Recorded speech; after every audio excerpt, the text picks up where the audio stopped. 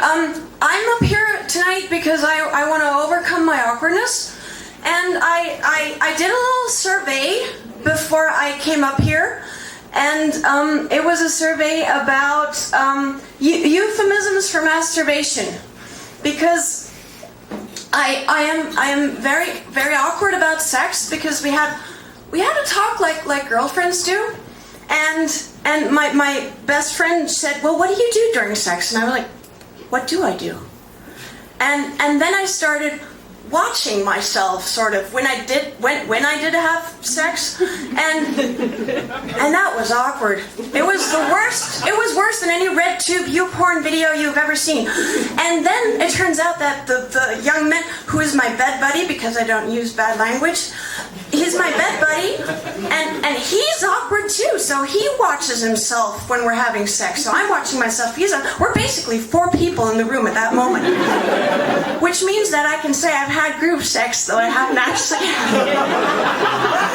Anyway, so I asked you guys for euphemisms. I got it. Wait.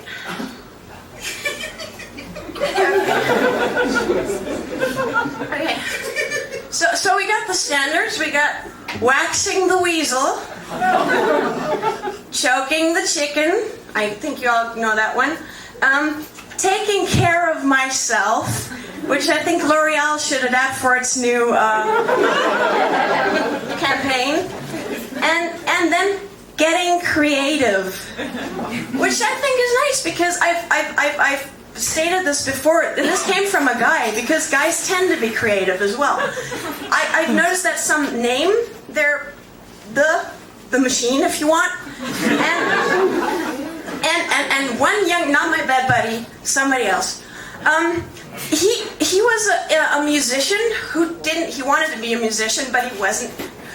And he named his Iggy and the Stooges, which upon closer inspection was very apt. But that was awkward as well. And especially because, I mean, if you name it after a rock star, and I was like, why would you name it after a veiny old pop star? Okay, I can see the veiny part, but why would you name it after a rock star? He's like, well, because, and that's like a pageant mom. That's like those women who live vicariously through their daughters. Is like, because it makes the girls scream and holler. I was like, yeah, but Iggy Pop, but that because it throws up at the end and lies motionless in a little pile of its own vomit. That can't be right. So we didn't go out for long after that. I just went home and got an autograph before I went, though. Other euphemisms. Interrogating the suspect, which then leads to roughing up the suspect. Then from a hockey player, I got pulling the goalie, which I thought nice, and then doing mathematics. I don't know, but that does explain, because the reason I did the survey, I got a call the other day from a friend, and she was like, so what are you doing tonight? And I was, well, I'm going to do some laundry, and then I'm going to tune my harp. It's just like, oh yeah. I was like, no, dude, I own a harp. I'm actually going to tune the harp. But then I thought about it, and I thought, well, that actually makes sense. Because, now you all don't know this, because you probably don't play the harp, but you have to have really short fingernails to play the harp. And that's good. So if you want to do it as a euphemism of tuning the harp, that works. And also you need to have very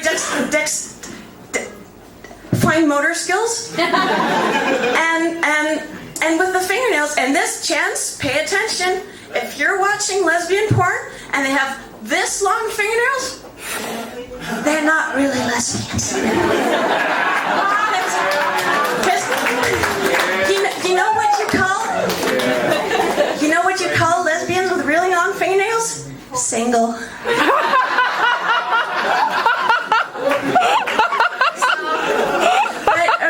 But my parting words for tonight are, ladies, okay, harp players, short fingernails, really good. Go out with them, date them, take them home. But if you meet somebody and he tells you he plays a Paraguayan harp, beware, because the Paraguayan harp has steel steel strings. And not only do they have really long fingernails, they make them even stronger with nail cement. So if you meet a guy and he says, oh yes, I do world music, and I'm like, oh, very ethnic, very cool. And then you say, what do you play? Do you play a mandolin, a sitar maybe? He says, no, I play the Paraguayan harp.